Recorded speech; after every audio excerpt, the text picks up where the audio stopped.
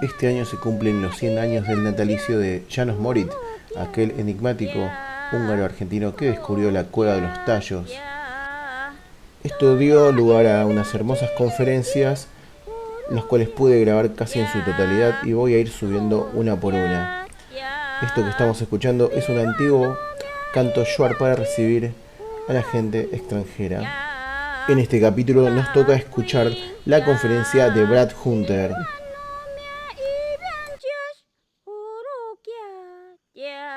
Esto es Crónicas del Misterio. Las piezas que estamos viendo son reproducciones realizadas por Claudia Banchik. Se trata de la colección del padre Crespi, un padre salesiano que también está vinculado al enigma de los tallos. Bueno, comencemos.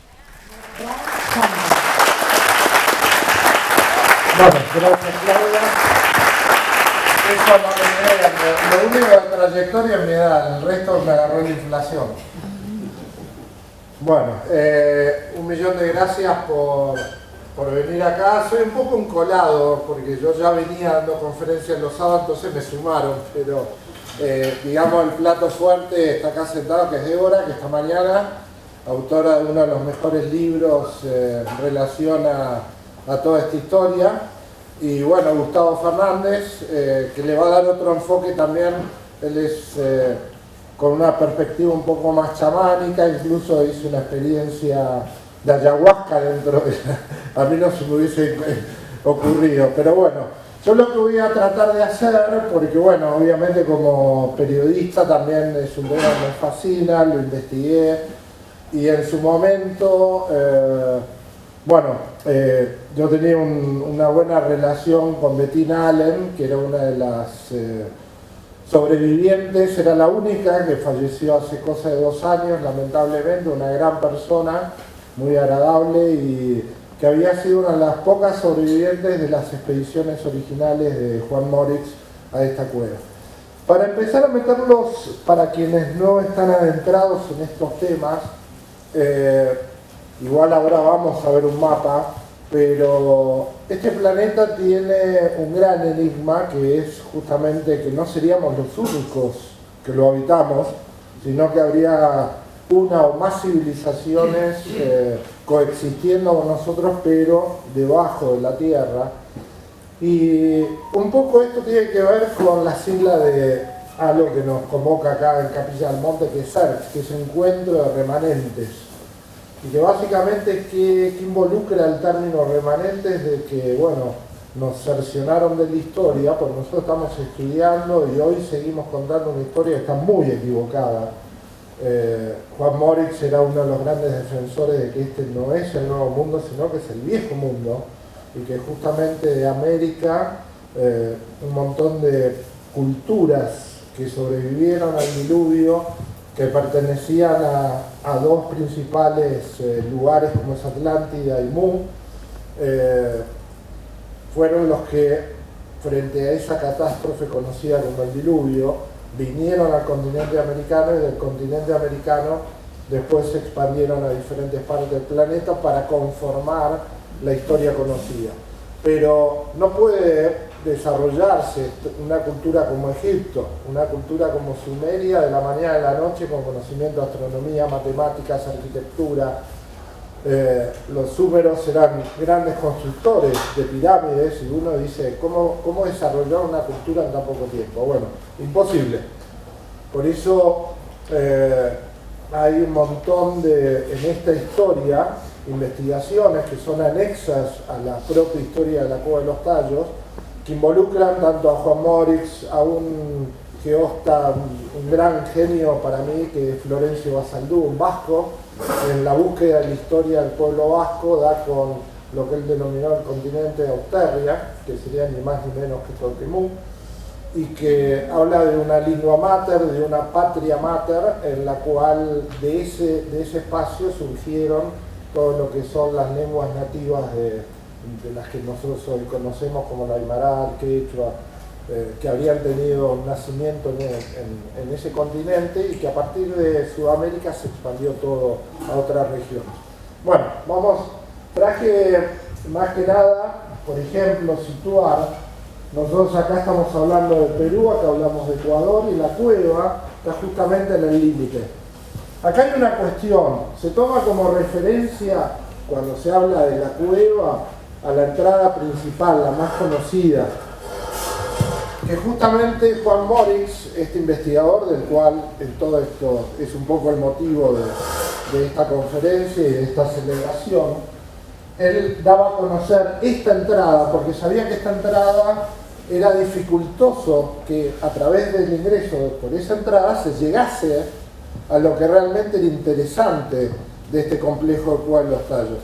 Porque básicamente las expediciones que hizo Juan Moritz y que dieron con esa famosa biblioteca, con esos salones y encuentro incluso con unos seres que habitan esta cueva, no se desarrollaron entrando por acá. Es más, fíjense la cercanía con Perú, había ingresos a estas cuevas por el lado peruano.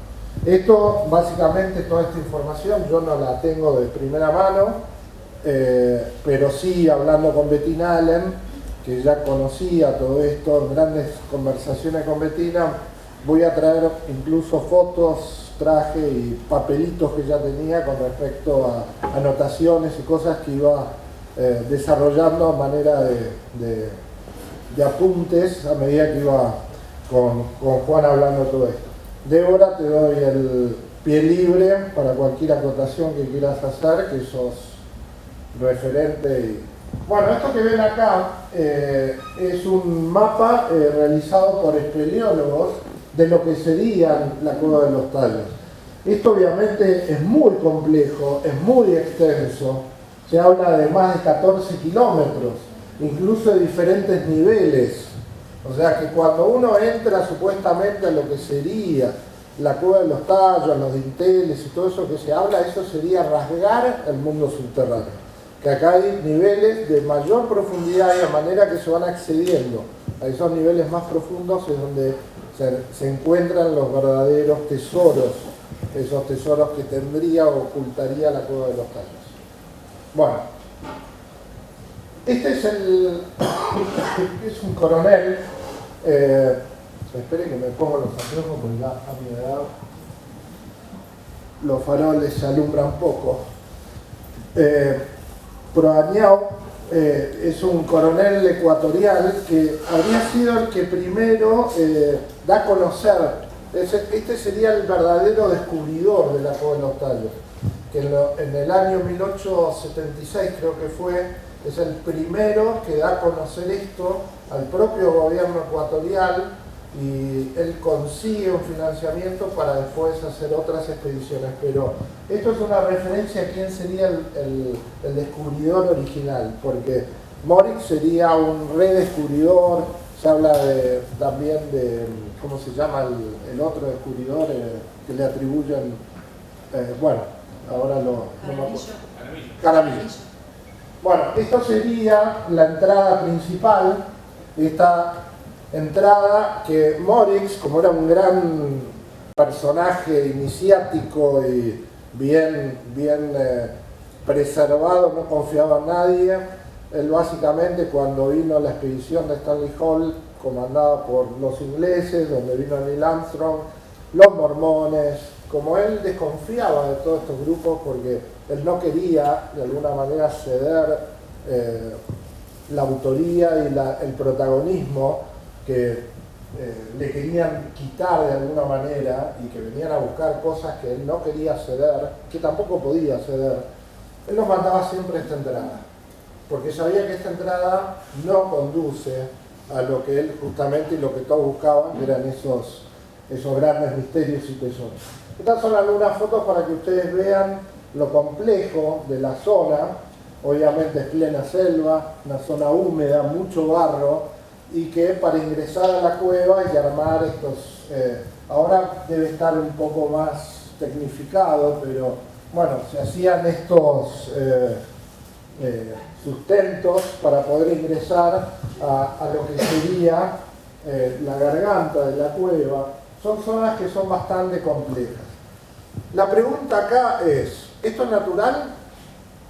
¿O esto es de alguna manera obra Si esto, como Juan Moritz mismo declaraba, estos complejos, no solamente que recorren Ecuador y Perú, sino que toda Sudamérica hasta Norteamérica, evidentemente esto no es algo natural.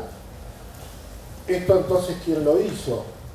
O sea, si alguien en tiempos protohistóricos tenía la capacidad para construir esto, tenía obviamente grandes aportes tecnológicos para hacerlo. Estas fueron las preguntas que se hicieron justamente los investigadores, como es Julio Goyen Aguado, un espeleólogo que trabajó a la par con Juan Moritz. Y lo interesante de todo esto, y gracias a haber hablado con Bettina y todo, en las búsquedas de Juan Moritz, estaba muy atento, por ejemplo, a las crónicas españolas. Y que básicamente en las crónicas españolas hay relatos de que estas cuevas existirían hace muchísimo tiempo. Y acá está la gran clave. Los españoles decían que estos socavones habían sido construidos por gigantes. Y ahí es donde se empieza a unir esta historia con una historia que incluso figura en la Biblia, la existencia de gigantes. Y fíjense que, por ejemplo, a este investigador que yo hablaba, el vasco Florencio Basaldúa, le daba mucha importancia al tema de la toponimia, y él creía que el idioma vasco era esa lingua mater que de alguna manera se podía rastrear en un montón de toponimias que hoy incluso acá cerca tenemos. Porque si nosotros vamos y tomamos un diccionario vasco, uritorco no sería otra cosa que la descomposición de la palabra ur, que es ciudad, y torco, que es cava o debajo de. Entonces, ¿qué sería uritorco? Ciudad debajo de. Por ejemplo, la palabra gigantes. Nosotros hablamos gigantes. Giga, hoy lo usamos en computación para hablar de algo con gran tamaño. Y la terminación antes viene de antis o de Andes. Serían esos seres que habitaban los Andes, gigantes. Entonces, ¿cómo a veces nosotros utilizamos términos que estamos conociendo qué significaban? De hecho, esta pieza que ustedes ven acá es la copia de una corona y una serie de cascos que tenían otro protagonista de esta historia, que es justamente, ahí lo ven, el padre Crespi, que conservaba un tesoro que no estaba, a mi entender, relacionado directamente con la Cueva de los Tallos, pero sí con las civilizaciones desaparecidas que en esa zona habitaron. Y que básicamente había piezas que no correspondían a un ser humano de características como las nuestras. Otra cosa muy interesante, seguimos mientras viendo fotos, esta por ejemplo, acá podemos ver que esto parecería haber sido horadado, que de alguna manera esto daría una pauta de artificialidad. Pero los espeleólogos hablan de que eso es producto de la erosión del agua. Difícil de creer, pero bueno, obviamente que no me voy a poner en esa discusión, pero que eso existe y es una realidad y está ahí. Acá tenemos otras fotos más. Acá pueden ver la puerta de Moritz, que es como una especie de dintel, y donde se pueden ver como piezas quebradas, pero que obviamente esas piedras que parecen superpuestas también las podemos encontrar en la montaña. Pero bueno, es muy peculiar que exista un dintel justamente tan perfectamente recto que esté sosteniendo, digamos, ese pasaje que se denomina la puerta de Moritz. Bueno, acá sí tenemos, por ejemplo, cómo los cursos de agua pueden ser, porque todos sabemos que existen ríos subterráneos y que eso puede ir haciendo un efecto de erosión sobre la piedra. Pero acá lo que tenemos son bloques como bastante geométricos. Pero bueno, no hay una evidencia concreta, por lo menos en esta zona, de que esto sea una construcción producto de una arquitectura inteligente. Pero cuando hablamos de que Moritz entró en zonas donde había mesas con sillas, donde había pasadizos muy bien distribuidos, donde había sarcófagos de cristal, etcétera, etcétera. Bueno, ahí ya estamos hablando de otra historia. Bueno, seguimos con algunas imágenes. Acá estoy yo con Débora, con Bettina Allen. Ella fue, justamente acá, ella me cuenta la historia de que por sus conocimientos de inglés, ella era profesora de yoga, la contratan para trabajar en un instituto que se llamaba de biopsicosíntesis, que era de un personaje llamado el doctor César Castillo, y ahí conoce a Juan Morix, a Pedro Romaniuk y bueno, otros investigadores, y es ahí donde ella empieza a escucharlo a Juan Morix con todas sus historias, pero por entonces todavía Morix no tenía una evidencia concreta porque no había hecho los principales descubrimientos y las expediciones. Pero bueno, ahí forjan una amistad hasta que Juan Morix, a la vuelta de uno de sus viajes, donde termina dando con todo este complejo, la termina invitando para que conforme una expedición que bueno, fue una de las últimas que hizo Morix al complejo de los Tallos, donde Bettina pudo ir. Bueno, acá lo tenemos a Morix, era un húngaro nacionalizado argentino. Después Débora les va a contar bien las historias porque se lo asocia a determinados, a historias que lo pueden ligar a historias de grupos de investigación de los alemanes en tiempo de la guerra. Hay una novela que se le asocia que eso es un poco la historia de Morix, pero bueno, eso va a ser un territorio de Débora que conoce bien, no quiero espolearle los temas. Pero bueno, básicamente Morix hablaba de que estos complejos de túneles existen a lo largo y a lo ancho de toda la cordillera, desde Argentina, y que incluso las entradas en Argentina conectarían. Cuando hablamos de Argentina podemos hablar de Erx, podemos hablar en Catamarca, podemos hablar de La Rioja, en San Luis, en muchos lugares hay registros de que se conectarían incluso en Salta, Jujuy, con sistemas que irían hasta Perú y de Perú a Ecuador. Bueno, posteriormente los complejos subterráneos habrían servido como refugio y depósito cultural de civilizaciones antediluviales que habrían encontrado su fin en la famosa catástrofe conocida como el diluvio. Que sabiendo que se venía eso, estas civilizaciones habrían justamente llevado todo ese tesoro cultural a estas cuevas como si fuese una especie, como ahora lo estamos haciendo con la famosa ese refugio de semillas del fin del mundo que existe. Bueno, esto sería un poco eso, atesorar todo eso, la verdadera historia de la humanidad, en un lugar bien seguro y resguardado. En su teoría, Morix aseguraba también que existían unas 100 colonias subterráneas debajo de la tierra, conformadas por remanentes de estas culturas protehistóricas y enviados extraterrestres que habrían venido de alguna forma a asistir este proceso traumático que había vivido la civilización. Bueno, tanto la arqueología como la ciencia oficial son negacionistas, ni siquiera reconocen que hubo un diluvio, menos van a reconocer de que existen estos complejos y menos de que habría evidencias arqueológicas que podrían revolucionar la historia conocida.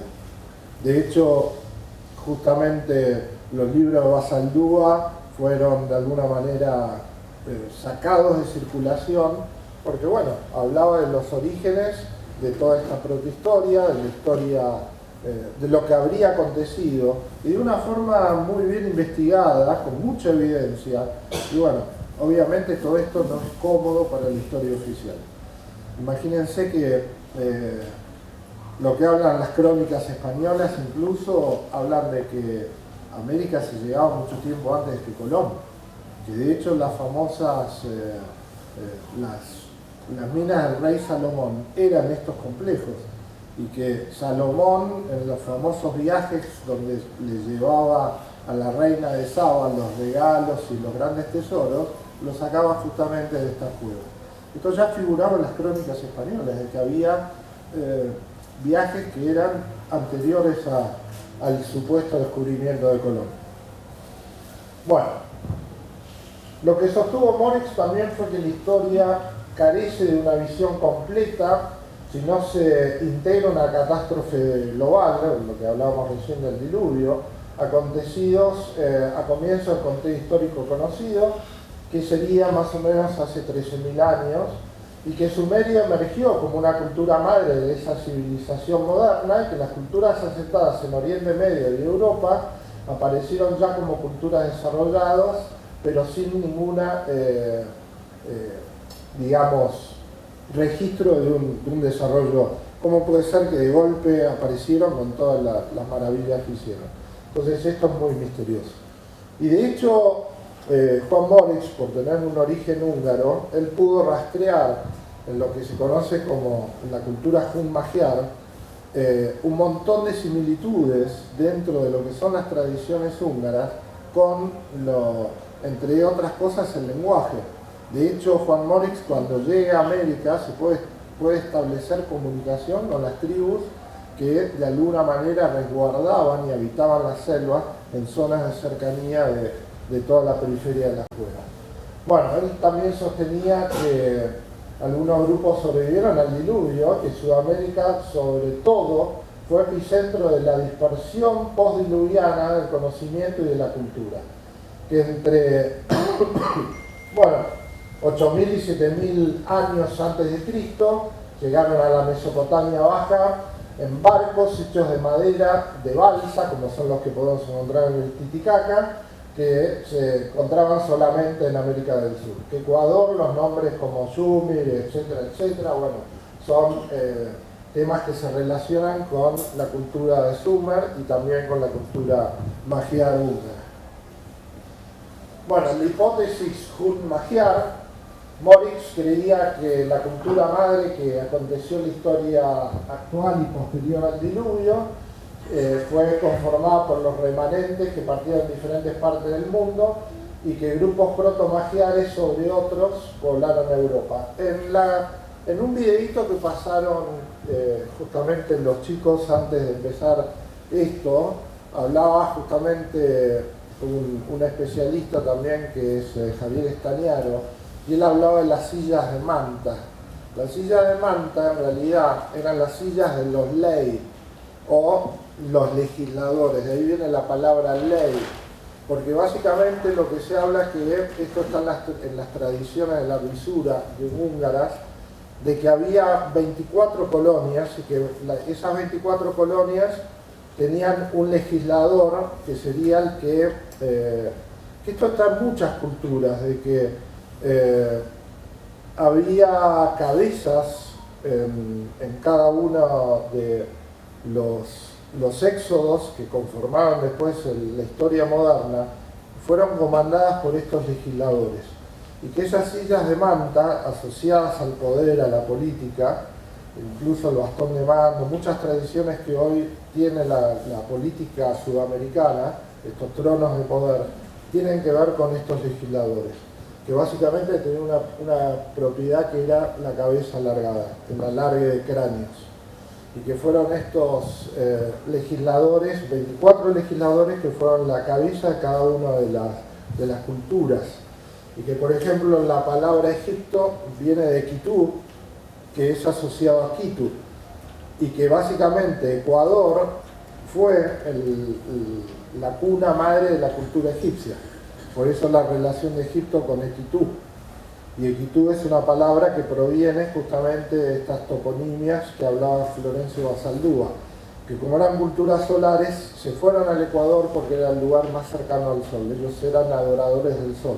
De hecho, los incas y un montón de culturas desarrollaban los emblemas del sol, lo personificaban, le ponían caras, y que eran básicamente tradiciones que hasta incluso la Orden del Sol, que recibieron San Martín, todas las órdenes militares sudamericanas tienen ese origen en común.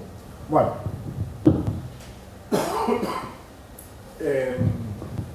Bueno, él también decía que, y descubre que los pueblos nativos como los cayapos, los jíbaros, los yuars, tachani, etcétera, etcétera, tenían en común la antigua lengua magiar.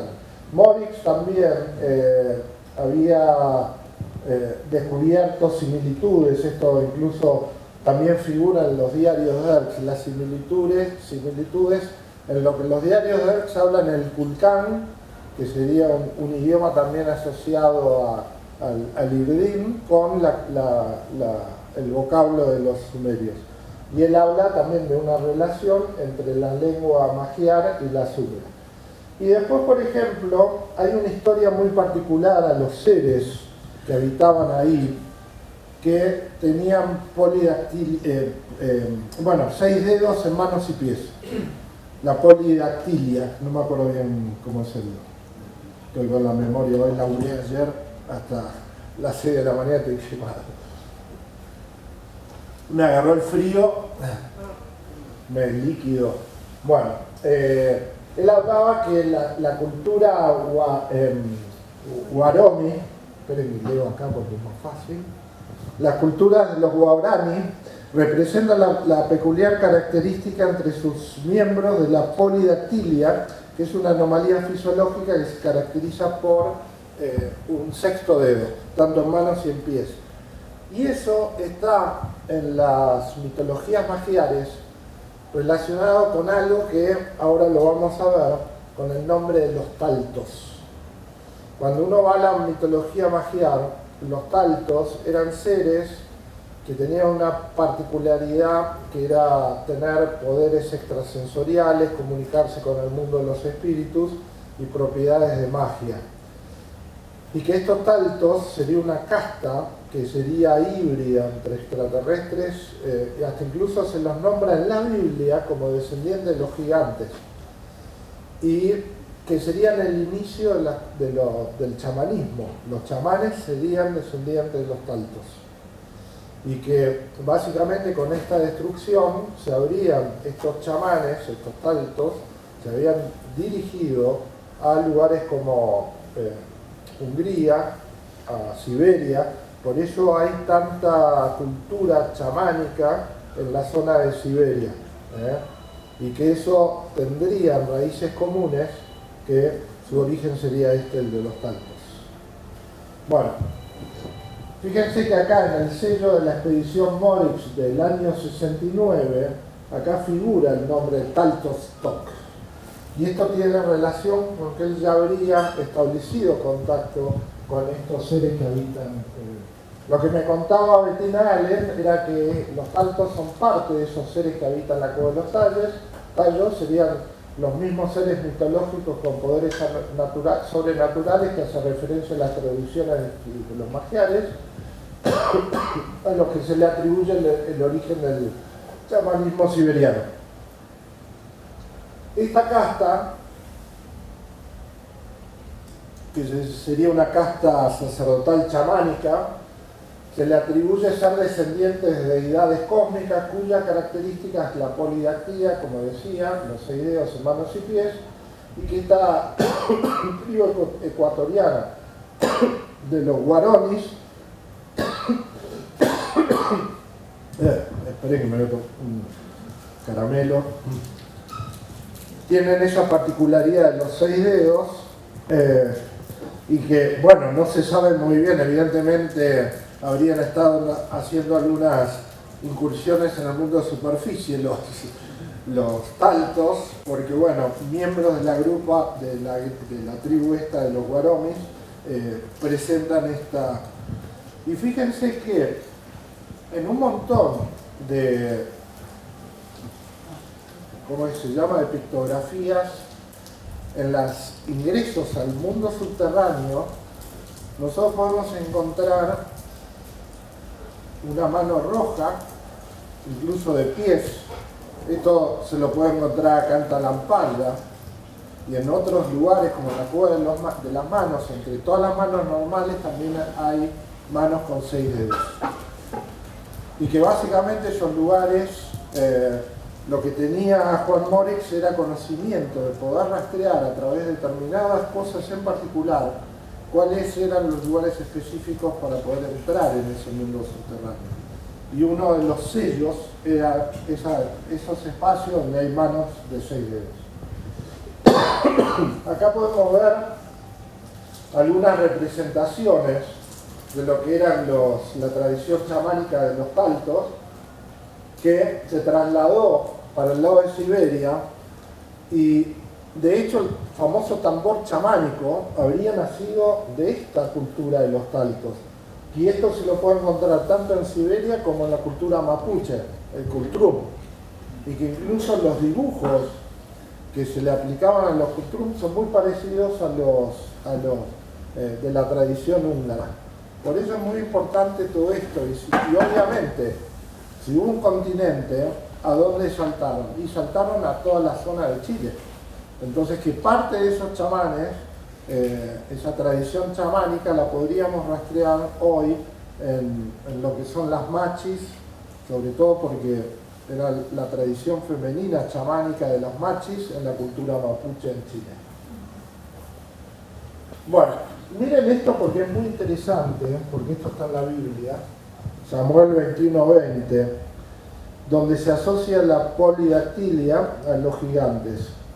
Y dice así: y hubo guerra otra vez en Gat, donde había un hombre de gran estatura que tenía 6 dedos en cada mano y 6 dedos en cada pie. 24 en total, él también descendía de los gigantes. Biblia, ¿eh? Acá podemos ver esto que yo les decía, ¿ven? Los sellos. Y que básicamente en las tradiciones,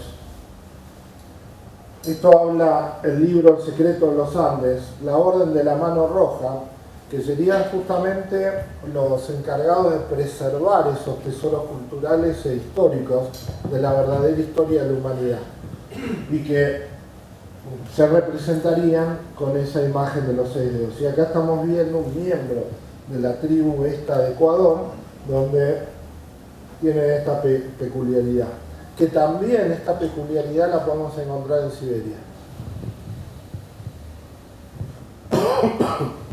Bueno, hay una cuestión, y esto aparece en Egipto, aparece acá, y es esta pregunta: ¿existiría una maldición de los tallos? Porque básicamente Juan Morix muere víctima de un extraño desorden químico en su cuerpo que le produce un paro cardiorrespiratorio. Yo tengo una evidencia de una persona que lo conoció a Juan Morix, que me decía de que Juan Morix muere, obviamente el registro que se encuentra en el momento de hacer la autopsia es un paro cardiorrespiratorio, pero que habría muerto envenenado por justamente los Yuats, por haber traicionado, pues la orden era no sacar nada de adentro de esas cuevas. Y parte de los tesoros y de las cuestiones culturales de las cuevas, bueno, en alguna medida habrían llegado incluso a la Argentina. ¿Vamos bien, Débora? Sí. Ya está bien los datos, algo para corregir, son libres para hacerlo. Bueno. ¿Sí? ¿Decís envenenado por los yuaras? Ah, bueno.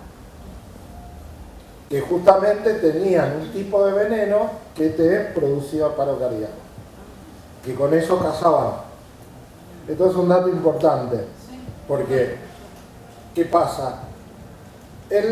A mí Bettina me dio un texto de una conversación o un pacto que habría hecho con estos seres, en el cual le dijeron: te dejamos llegar acá, vos vas a regresar, pero no vas a llevarte acá nada.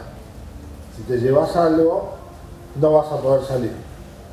Entonces, él traiciona eso, porque él después empieza a hacer vínculos incluso con los militares argentinos, entonces forma el famoso Círculo de los Tallos, donde en esa reunión con Onganía habrían mandado un Hércules y trajeron parte, entre ellos, parte de ese esqueleto de la gigante.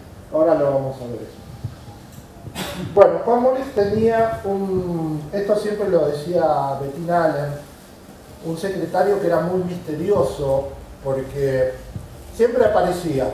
Estaban en Perú, Morix lo solicitaba y aparecía el asistente. Estaban en Ecuador, pensaban que el asistente estaba en Perú y aparecía el asistente. ¿Quién era ese asistente? Este señor llamado Zoltán Cellar, que era el secretario personal de Morix, que también muere en una extraña circunstancia en la selva ecuatoriana. Julio Goyen Aguado, que lo tenemos acá en imagen, que era el espeleólogo que iba a la par de Morix, que muere en un accidente automovilístico en Mendoza. Petronio Jaramillo, también, que es el que hablábamos recién, que se le atribuye el descubrimiento, que Stanley Hall fue el que dijo que había sido el descubridor, muere asesinado. En un periodo corto de tiempo también murieron, porque Julio Goyen Aguado profesaba el mormonismo y le acerca a Juan Morix la posibilidad de que los mormones, siguiendo la tradición del Ángel Moroni, de los textos mormones, la posibilidad de asociar, ellos creían de que esa aparición del famoso profeta John Smith nació ahí en la Cueva de los Tallos, y que esa cueva y esos archivos metálicos contenían, digamos, el fundamento de los mormones. Entonces los mormones supuestamente iban a financiar esto, pero bueno, a último momento siempre había disputas donde Juan Morix se retiraba, no acompañaba a estas expediciones y lo mandaba siempre a la entrada principal que no conducía a ningún lado. El tema es que estos mormones, Kimball, Jesperson, Peterson, Chisman, que reclamaban las láminas de oro, sucesivamente fueron muriendo. También murió el coronel Zavala, que fue el contacto que tenía Juan Morix dentro del gobierno de Onganía, que conforma el famoso Círculo de los Tallos.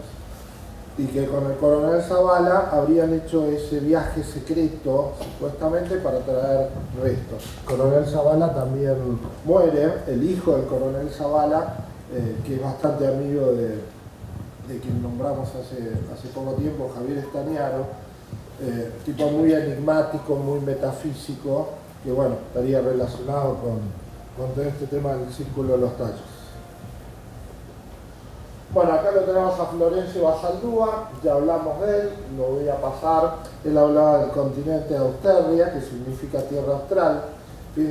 Fíjense que nosotros hablamos de austral, del territorio austral, Australia. ¿De dónde surge todo eso? Y que básicamente Basaldúa hablaba de que ese continente, el último bastión de Mu, se llamaba Austerlia. Que eso también figura en un texto de las tradiciones magiares, que ellos lo conocían como Ataisis, al continente ese. Bueno, otra cosa interesante que habla Basaldúa es que la raza roja, que básicamente la raza roja, cuando hablamos de los incas, cuando hablamos de los nativos norteamericanos, hablamos de la raza roja. Y que en ese tiempo habría habido un conflicto entre los habitantes de este continente y los atlantes. Los atlantes que ya habían, que estaban desarrollados altamente en tecnologías y que habían establecido una guerra con los habitantes de Mu, y que incluso los atlantes estaban mutando a los habitantes de Mu. De ahí viene la palabra mutación.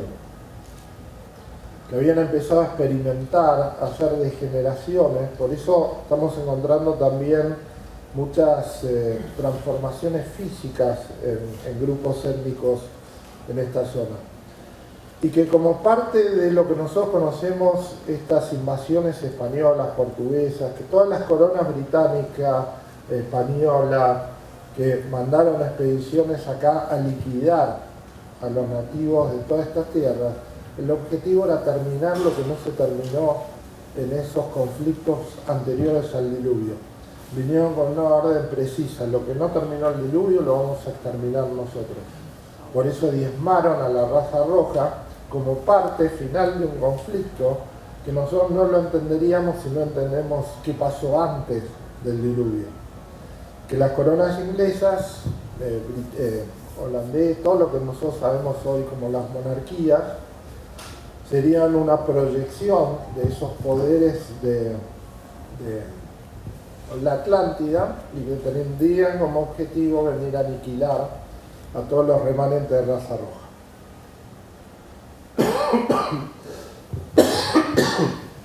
Bueno, los escritos de Basaldúa proponen que Austerria, Tierra Austral o Tierra Lejana son los remanentes finales de Lemuria, la cual habría desaparecido en una catástrofe anterior a este diluvio. Ya estamos hablando de catástrofes cíclicas. Y que lo que habría quedado, que sería esto, este continente, habría emigrado primero a todo lo que es América y desde América, sobre todo en la zona central de Ecuador, hacia Europa, Asia, Oriente, y que una de las teorías habla que otra cuestión de que hablan las crónicas españolas, que Tiahuanaco fue construida por gigantes, que cuando los incas encuentran Tiahuanaco, llegan a ese territorio, ya estaba construido y que las tradiciones hablaban que los habían construido gigantes. Y que Tiahuanaco antiguamente era el puerto que recibía todos los tránsitos, porque Tiahuanaco era un puerto que después conectaba con la zona selvática de Brasil, que estaba inundada por entonces, y que era un paso al Atlántico, y que a través de ese paso selvático de Brasil, donde está hoy el Amazonas, se establecían tránsitos hacia Europa y también hacia la Atlántida. Las relaciones que después se rompieron. Acá tenemos, por ejemplo, la Prehistoria Universal, parte del libro de Lorenzo Basaldúa, donde habla de la raza roja. Y hay algo que yo ahí recalco que dice: los hombres de raza roja habían alcanzado una alta civilización antes que la catástrofe diluvial los dispersara por todo el haz de la tierra, y la huella de su paso ha sido señalada por multitud de autores. Ahora vamos a ver algunos, para que vean también cómo se empezó a restringir por pedido incluso de Estados Unidos, el Instituto Smithsoniano, etcétera, etcétera, que no se difunda todo esto. Pero Juan Morix, incluso Julio Goyen Aguado estuvo en el programa de Mirta Legrand. Juan Morix tenía una muy buena relación a través de Federico Kirus y un par de expedicionarios que formaban parte de la revista de la editorial Atlántida, donde casi todas sus expediciones terminaban siendo publicadas en los diarios, como hoy estamos viendo, no sé, las noticias de cualquier historia. Las historias de Juan Morix salían en la prensa. Entonces, fíjense que titulares o títulos que decían apellidos magiares en el Ecuador, investigador encuentra parentesco lingüístico entre magiares y la cultura puruyá de Ecuador. Bueno, acá no sé qué pasó, que no se ve bien, pero en toda la prensa de la época había una repercusión en los medios de toda esta historia de la Cueva de los Tallos. Fíjense, la expedición de Morris intenta aclarar los misterios de la prehistoria. Se dice que estas cuevas encierran las claves de un antiguo conocimiento, jeroglíficos y estancias que parecen anunciar una cultura de abismos. Este viejo nuevo mundo, miren qué interesante esto, porque habla de que ya esta teoría se estableció y se publicó en La Nación, que Sudamérica no era el nuevo mundo, sino que era el viejo mundo. Algo que muchos investigadores de las culturas antiguas de nuestro continente aseguran, entre ellos Débora. Bueno, ahora les voy a traer una particularidad. Muchos la habrán visto, esta película, Prometheus. Bueno, esas cosas que tiene Hollywood, donde se asocian cosas que no tienen mucho sentido, pero están. Yo cuando veo Prometheus por primera vez digo, pero este es Moritz, esto es la cueva de los tallos. Pero acá hay un féretro de cristal. Bueno, esta es una imagen de Prometheus.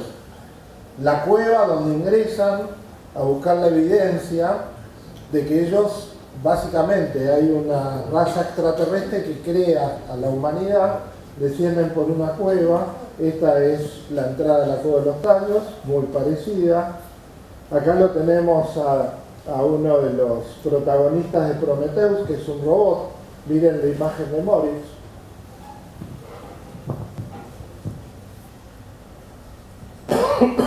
Y hay otra particularidad, que en Prometheus todo el tiempo aparece esta formación de estrellas como un vínculo de quienes nos crearon con nuestra raza. Y esto también lo podemos encontrar no solamente en Prometheus, sino un montón de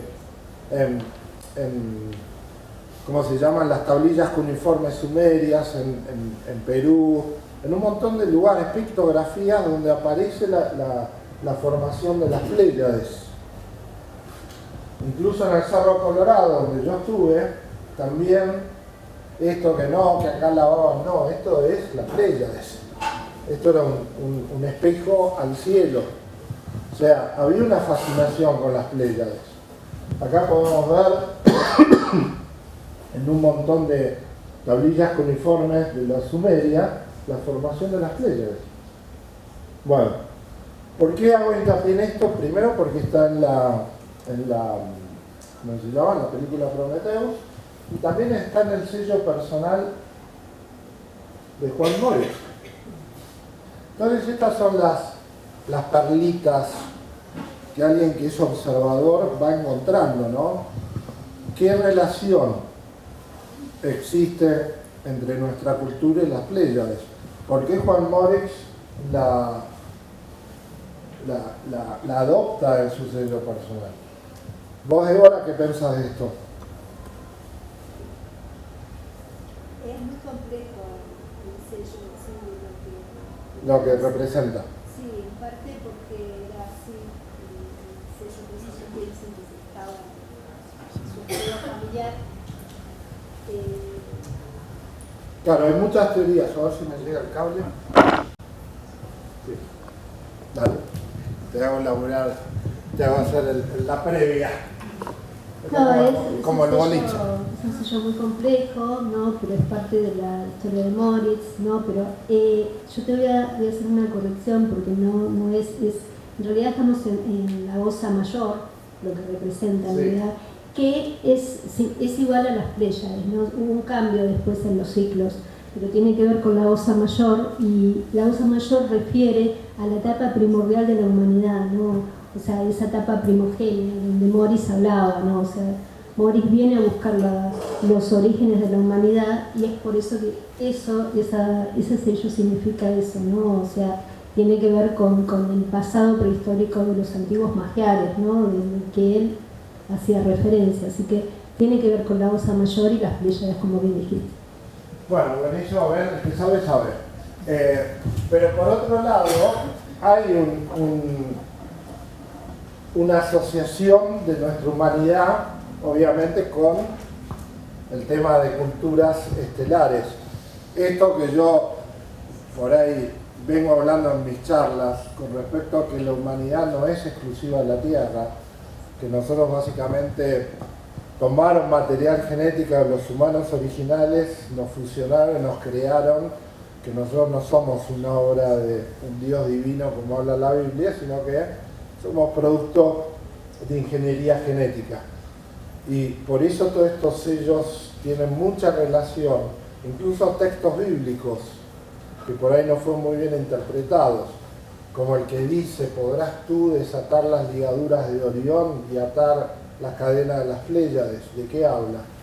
Habla de que justamente en nuestra genética nosotros tenemos componentes reptiles y componentes humanos, que básicamente hubo un conflicto estelar hace mucho tiempo, donde en el sistema de Lira se expandieron hacia diferentes regiones de nuestra galaxia, estas culturas exiliadas del sistema de Lira y que se fueron a las Pléyades, a la Osa Mayor, a diferentes sistemas, y que esa familia cósmica humana desde entonces está buscando una integración, no solamente entre ellos, pues tienen un origen común, sino de integrarnos a nosotros, a su familia estelar. Pero antes nosotros vamos a resolver un conflicto. ¿Qué queremos ser? ¿Reptiles de Orión o humanos de Lira? Bueno, esta vez el frío me mató. Acá hay algo que seguramente mañana va a hablar Gustavo Fernández, que estuvo ahí.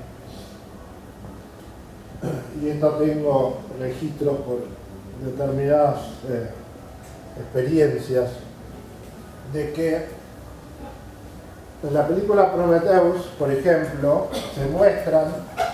¿Qué es eso? No me nada con igualito raro.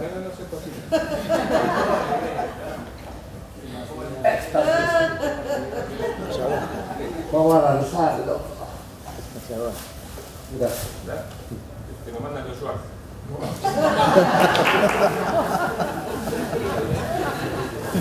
Por hablar al pedo. Bueno. No, es más, me mandaron a difundir cualquier pavada para distraerlo. La que corre peligro Débora mañana. Bueno, en la película Prometheus aparecen como unas figuras holográficas de quienes fueron los verdaderos habitantes de esos lugares. Y hay registros fotográficos en la Cueva de los Tallos donde aparecen estas entidades. Por eso es muy interesante lo que vaya a decir Gustavo Fernández. ¿Está Gustavo acá? No. No vi. De que habitarían esos gigantes originales en la forma de ya plano espiritual, todavía estarían habitando, ya sin cuerpo físico dentro de esas cuevas. Bueno, acá tenemos algunas imágenes amplificadas de estas entidades que se manifestarían en las cuevas. Acá en Prometheus muestran un sarcófago de cristal. Hoy justamente en el video de Javier Estañaro, que pasaron los chicos antes de empezar, hablaban de que Juan Moritz se encuentra cuando puede ingresar a la parte más profunda de la cueva, un sarcófago de cristal donde hay un esqueleto revestido en oro que estaría en un estado de que no está ni vivo ni muerto, en una especie de hibernación. Algo que podemos ver en casi todas las películas donde se viaja durante mucho tiempo en el espacio para que los seres que por ahí tienen que trasladarse de forma convencional a mucha distancia por el espacio, se hacen estados de hibernación. Y que esa tradición, que tendría este origen acá, después se traslada a Egipto. De ahí viene la momificación, de ahí viene... En la película Prometheus también hay algo muy similar con la cultura egipcia, cuando preparan los cuerpos para la hibernación. Y esto es algo súper clave. ¿Dónde está él? ¿Saben? En la película Prometheus hay claves musicales, claves sonoras, como el famoso Abracadabra, que serían las claves para poder acceder a puertas cerradas que existirían como ingreso al complejo subterráneo, como dentro del complejo, para acceder a cámaras. Esto es un dato que yo cuando lo veo en la película Prometheus digo, pero esto me lo dijo Bettina Allen. que los habitantes de las cuevas accedían a esas cámaras con una tonada en particular, utilizando instrumentos de vientos.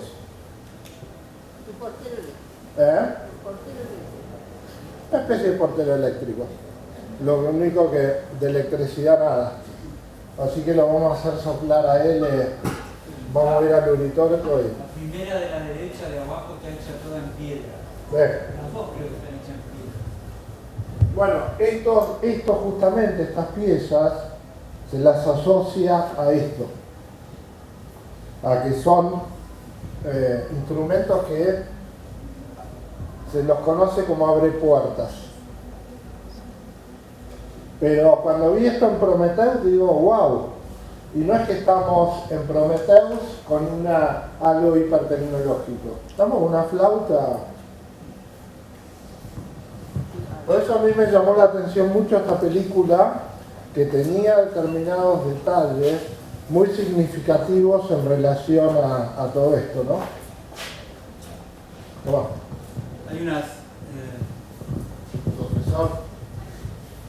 Hay unas antaras, estas hechas de cerámica, pero con la persona que yo estudio, Esteban Valdivia, tiene unas originales de Ecuador, que tienen más de 1500 años. Son muy raras, son unos tubos con caras.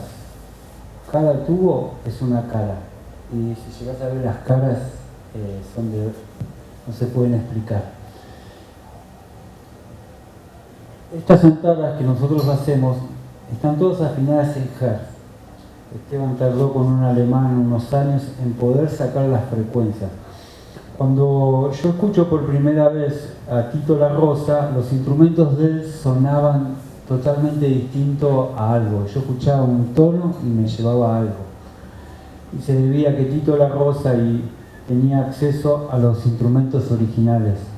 Todas estas estaban puestas en frecuencias y obviamente nos ponían en otro lugar tiempo. Y cuando son ejecutados de una manera armoniosa, producen en nosotros cierta información que se abre. Estos son planos, se ve claramente, son como una serigrafía muy cósmica. Y esta es tremenda. Bueno, fíjate otro tema, que por ejemplo cuando uno habla, todos conocen seguramente al grupo Rama, Charlie Paswell, Sixto Paswell. Ellos cuando van a los lugares sagrados hablan del mantra Sim Uru, que es el mantra que abre puertas, para abrir portales. O sea que hay una relación muy estrecha entre la apertura de lugares prohibidos o ocultos con claves sonoras, con frecuencias vibracionales. Por eso esto no es ninguna pavada. Aparte fue un dato que en su momento me dijo Bettina. Bueno, esto también viene del tema de Bettina, que supuestamente Juan Moritz entra en contacto con los habitantes de estas cuevas que le mandan la siguiente advertencia. Y dice así: tu audacia te ha hecho estar donde estás después de haber superado las difíciles pruebas a las que fuiste sometido. Tienes el privilegio de ser el primer mortal que ha llegado hasta nosotros. Nosotros te hemos permitido llegar. Conocemos bien vuestra civilización. En muchas ocasiones os hemos ayudado, pero cada vez que hemos querido provocar un acercamiento entre vosotros y nosotros, los resultados han sido nefastos. No nos interesa de momento una relación con vosotros, pues no estáis preparados mentalmente y podráis sufrir daños irreparables. Toda vuestra historia y vuestra pasada y futura está en esos libros que hojeaste, la biblioteca metálica. Vuestro planeta ha sufrido grandes catástrofes provocadas por la codicia y la soberbia de los hombres. Nosotros tuvimos que exiliarnos, pero no estamos dispuestos a consentir que esto suceda una vez más. Algunos humanos privilegiados por tener una mente despierta conocen en secreto nuestra existencia, aún sin haber descendido a las profundidades. Vuelve con los tuyos. Encontrarás un camino de salida mucho más corto. No toques nada de lo que encuentres a tu paso, de lo contrario nunca regresarás a la superficie. Bueno, aparentemente la historia es que estos seres de golpe como que se fumaron y desaparecieron. Bueno, ¿qué habría ahí? ¿Cuál es la descripción de la Cueva de los Tallos? Una biblioteca compuesta de miles de planchas de metal, muchas de ellas en oro, que se encuentran almacenadas sobre estantes. Cada plancha pesa alrededor de 20 kilos, con grabados que tiene un tipo de escritura, simbologías, inscripciones, que la mayoría son lenguas aún no conocidas. Una segunda biblioteca de placas translúcidas, como si fuesen de cristal. Estas placas, siendo duras, pulidas y rectangulares, tienen canales incrustados y situadas sobre caballetes cubiertos con oro.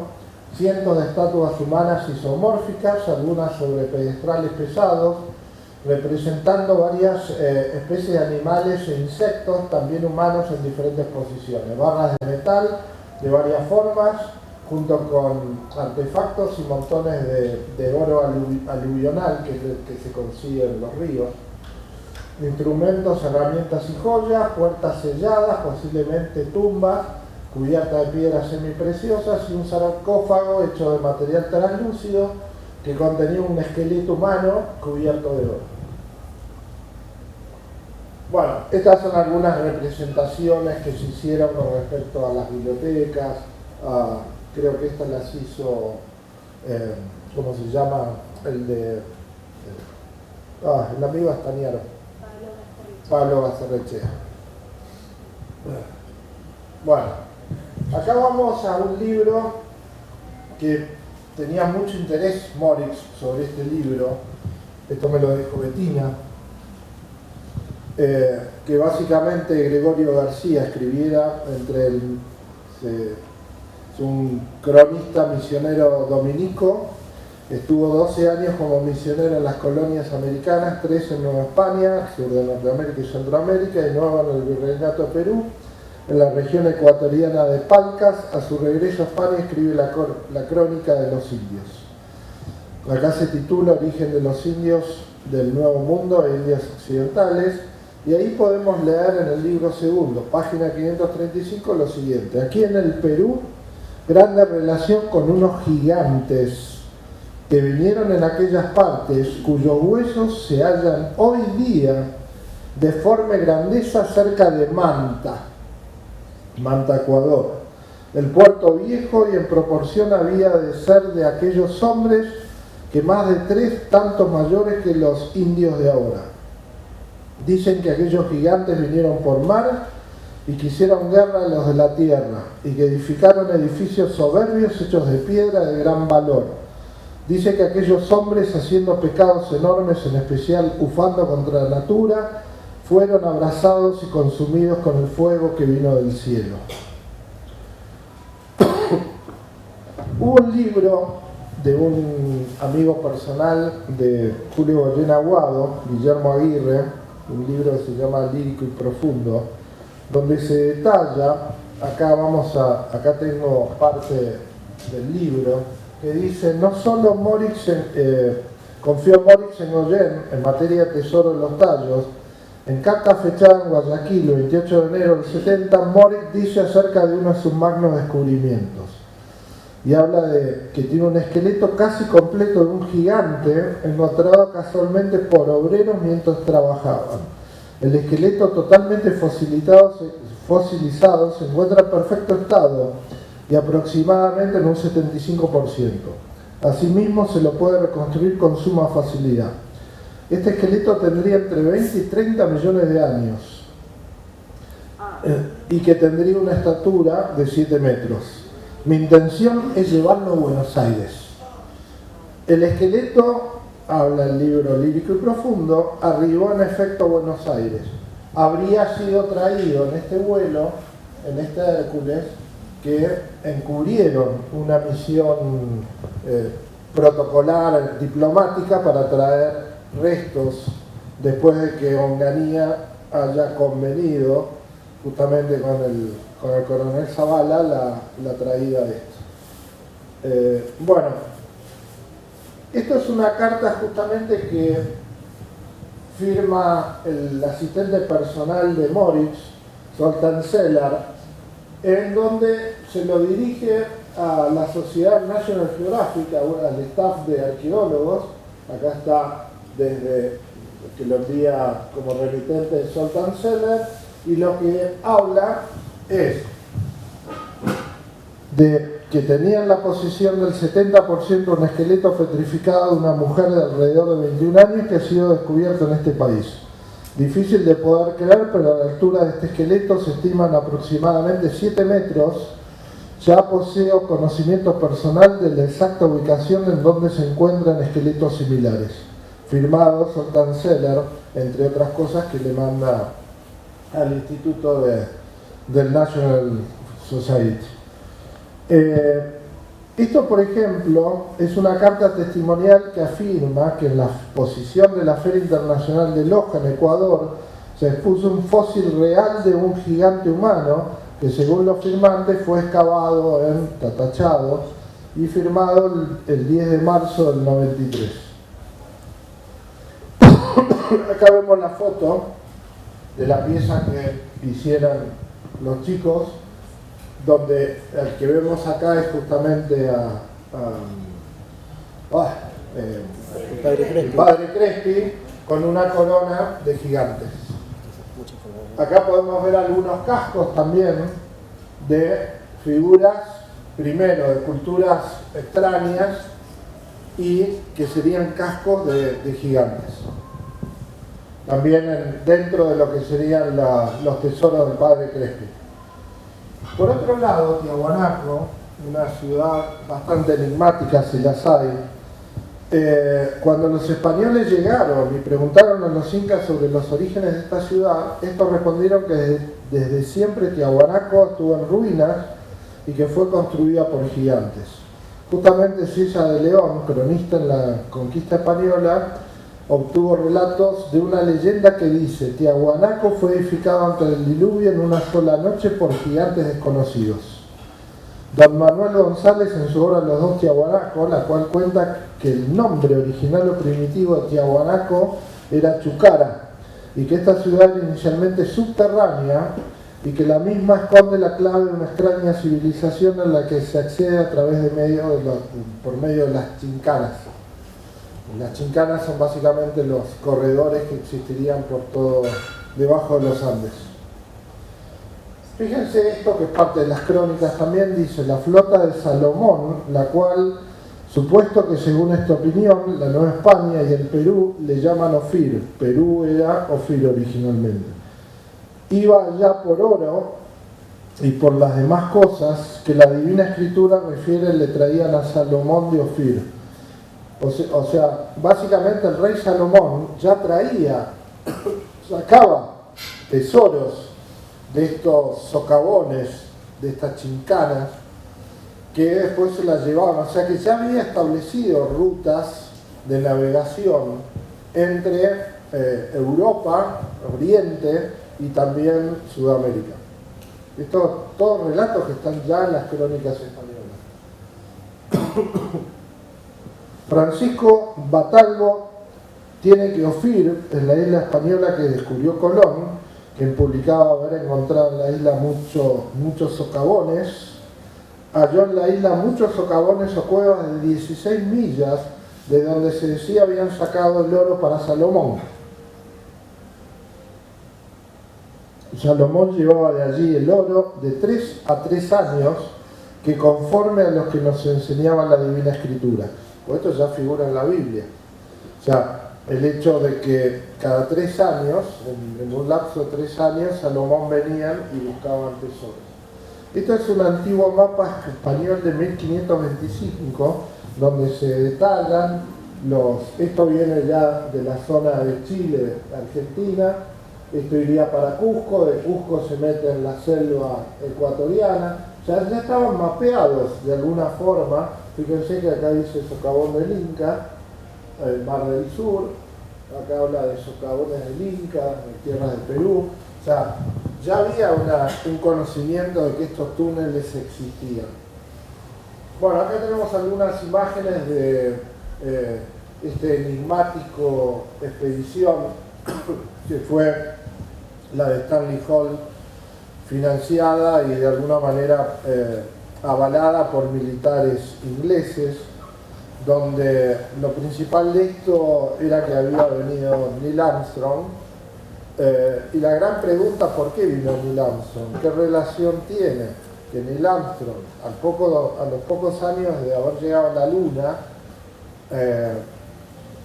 Neil Armstrong se adentra en esta expedición, la que fue invitado, que estuvo poco tiempo, pero algo por más de que le paguen o lo que sea, si Neil Armstrong no le interesaba venir, obviamente no iba a venir, por más de que lo inviten. ¿Qué fue lo que motivó a Neil Armstrong a venir acá?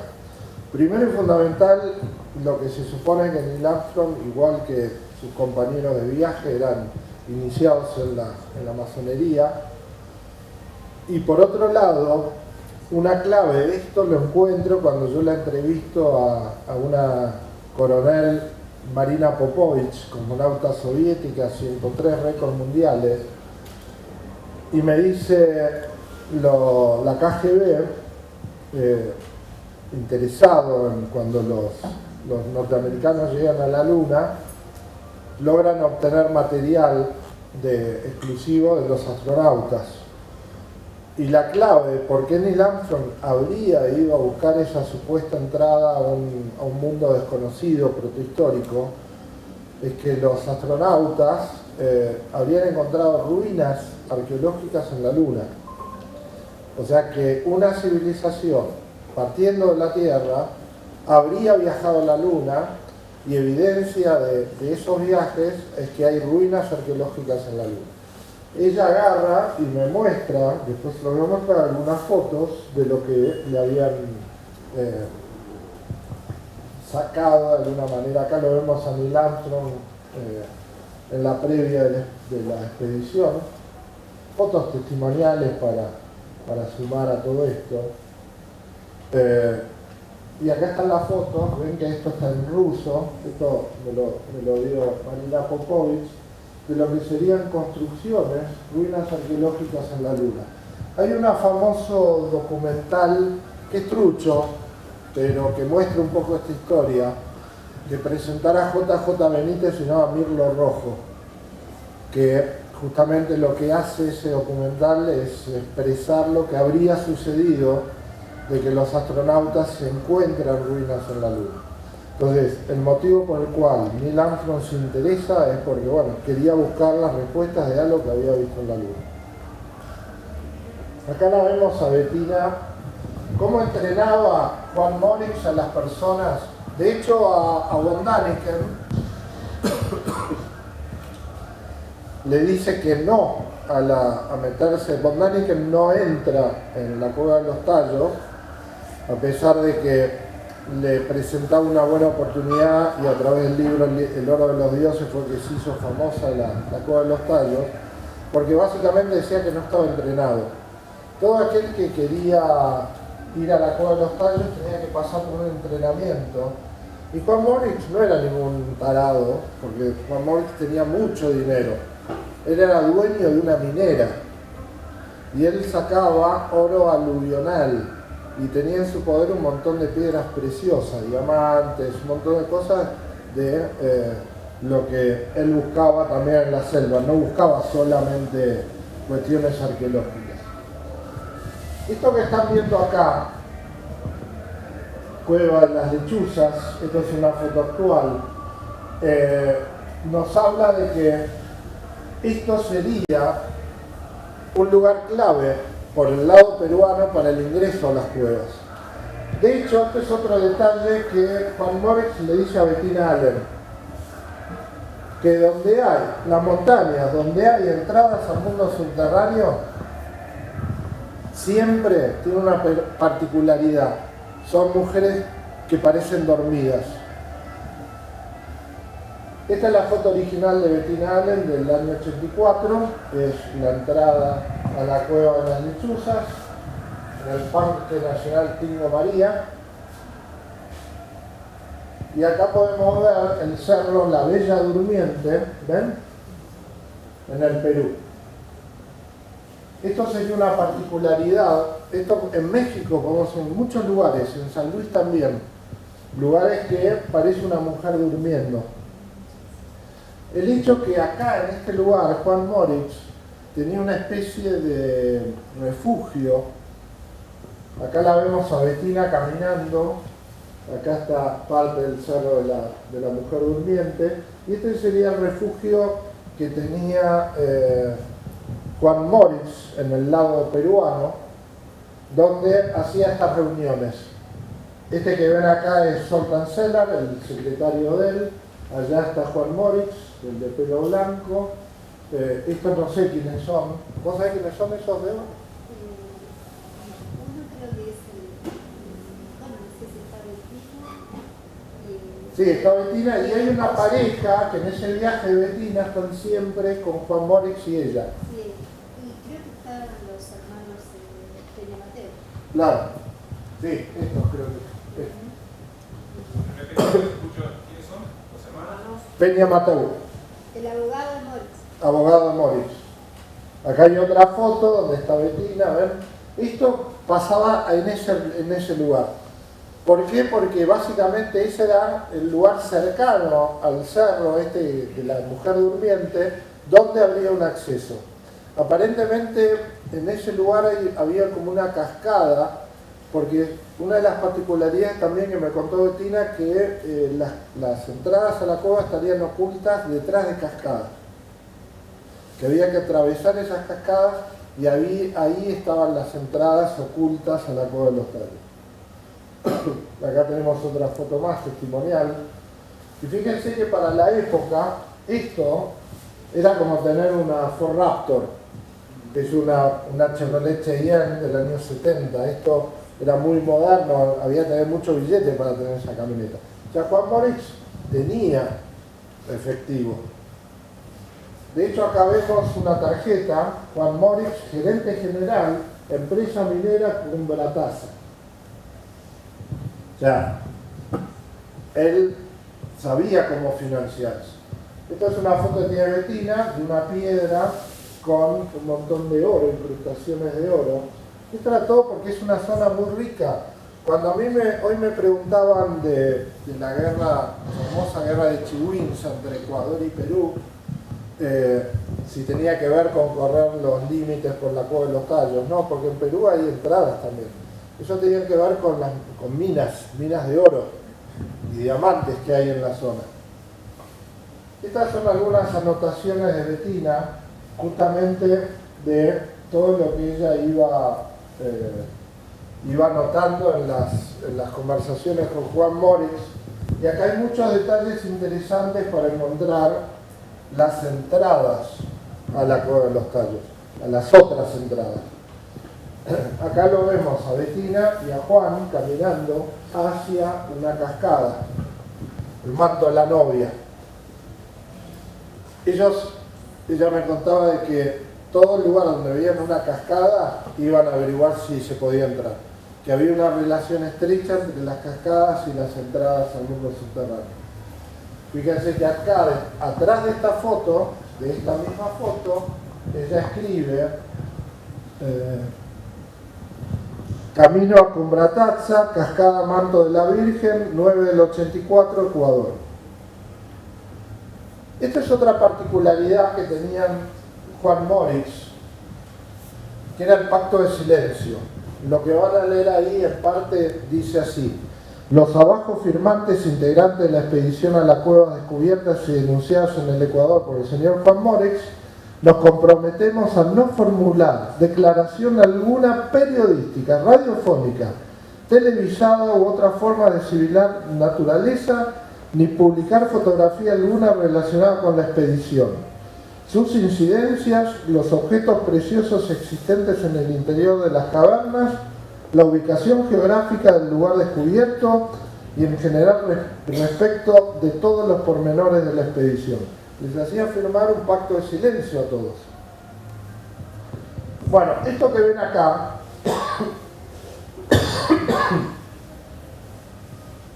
yo obtengo la información de que estas pictografías Moritz las sabía leer y que estas pictografías le dieron a Moritz la llave para encontrar los ingresos acá en la Argentina.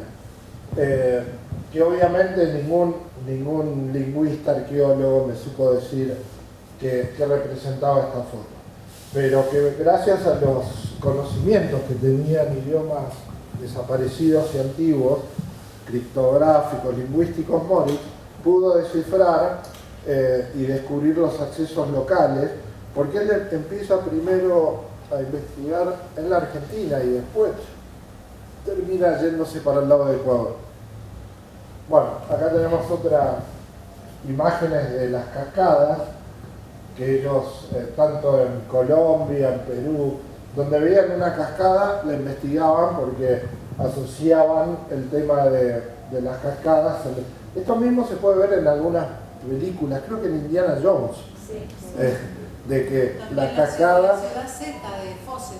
Claro, bueno, esta era una gran clave, el hecho de... Por eso Bettina tenía tantas fotos de cascadas, porque bueno, lo que me decía era eso. Bueno, esto para ir terminando, es una historia periférica, ¿no? Pero más que nada por las fotos, porque estos son fotografías de Wendell Stevens, que es un militar de la Fuerza Aérea Norteamericana, que estuvo en el Comando Sur, que poco antes de morir estuvo en lo de Pedro Romaniuk. Todos le preguntaban sobre los ovnis, todo, y yo le pregunté sobre esto. Pues yo ya sabía de que había estado en Ecuador, en lo del padre Crespi, bueno, buscando, porque supuestamente esto, hoy lo hablábamos con Débora, que no es cierto, pero bueno, vale la pena mencionarlo, de que él lo presenta en un libro, en Los tesoros ocultos de Hitler, que decía que el padre Crespi tenía en su poder pinturas y material que había sido incautado por los nazis.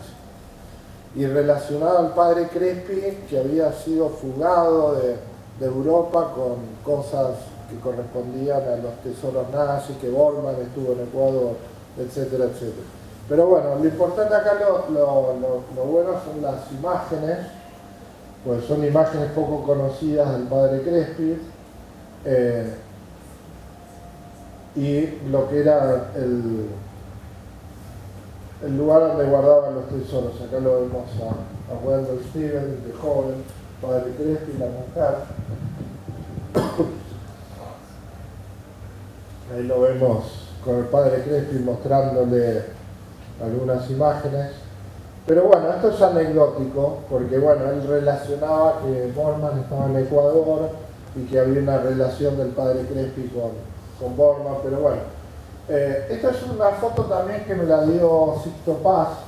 Aparentemente a Sixto lo dejan entrar al banco, porque cuando muere el padre Crespi, lo principal del tesoro desaparece. Algunos dicen que se fue al Vaticano, bueno, no me extrañaría, pero lo que queda en el banco, en las cajas de seguridad del banco, fueron planchas, latones de no mucho valor, pero bueno, a Sixto Paz lo dejan ingresar, y estas son algunas fotos de lo que estaría archivado ahí en el Banco de Ecuador.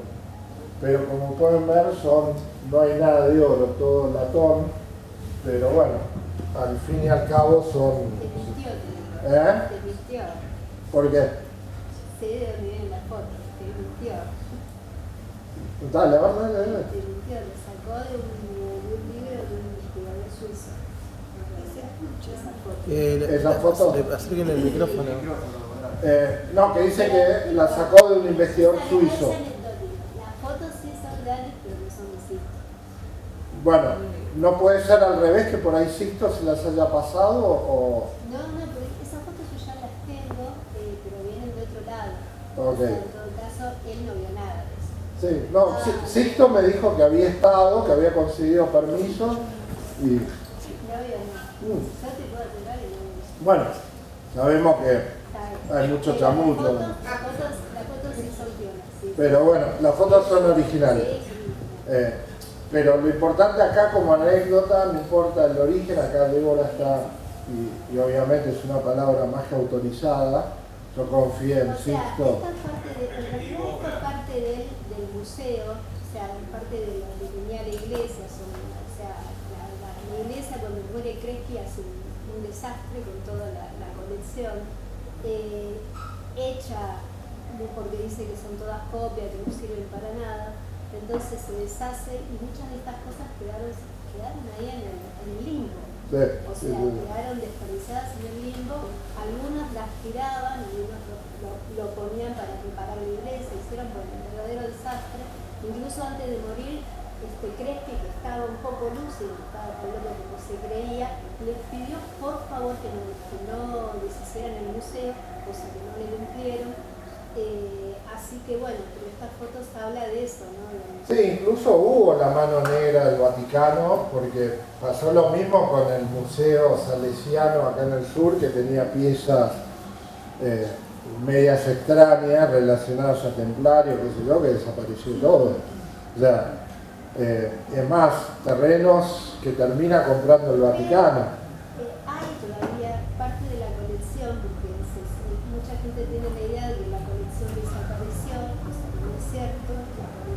Algunas partes de la colección está viva. No, están, sí. Están vivas, pero bueno, nada es anecdótico. Está bien. Bueno, sí, básicamente quienes no escucharon lo que dice Débora, que no es que se perdió, o sea, lo que estaba junto y reunido en la parroquia del padre Crespi se termina diezmando, porque parte va al banco, otra parte se cree que los salesianos hicieron un arreglo con el Vaticano y eso fue, como siempre hacen las órdenes religiosas, ocultar. Algunos hablan también de que algunos privados pusieron plata. Eso consta incluso, acá está, esto que ven acá es un documento que en este documento se habla un poco de eso, de que hay piezas que incluso a través de donaciones particulares que se acreditaban como coleccionistas con fines de escudriñar, investigar todo, pusieron gran cantidad de plata a la orden y se llevaron piezas. O sea que hay